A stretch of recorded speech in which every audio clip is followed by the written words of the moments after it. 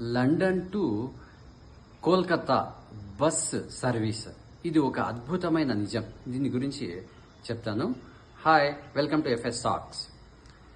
London నగరం నుంచి ఇండియాలోని కోల్కతా వరకు బస్సు సర్వీస్ 1957లో స్టార్ట్ అయ్యి 1976 వరకు కొనసాగిందనమాట. ఇది England, Belgium, Germany, Austria, Turkey, Iran, Afghanistan, Pakistan మీదుగా ఇండియాలోని కోల్కతా నగరానికి చేరుకునేది. ఇది 32,000 కిలోమీటర్లు ప్రయాణం చేసేదన్నమాట.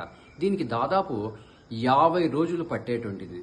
ఈ బస్సులో నిద్రించడానికి వసతి కూడా ఉండేటువంటిది, వంట చేయడానికి ఒక చిన్న వంటగది కూడా ఉండేటువంటిది, ఫ్యాన్ సదుపాయం ఇవన్నీ కూడా ఉండేటువంటిది అనమాట. ఓకే, నెక్స్ట్, ఆ కాలంలో అత్యంత పొడవైన బస్సు మార్గాల్లో ఒకటిగా ఇది గుర్తింపు పొందింది. విమాన సర్వీసులు అంతగా లేని ఆ రోజులలో లండన్ నగరం నుంచి కోల్కతాకు ప్రయాణించడం బస్సులో అంటే ఒక రకంగా చెప్పుకుంటే ఇది చాలా సాహసమే. వినటానికి చాలా ఆశ్చర్యం కలిగించినా కూడా ఇది జరిగినటువంటి నిజం అన్నమాట.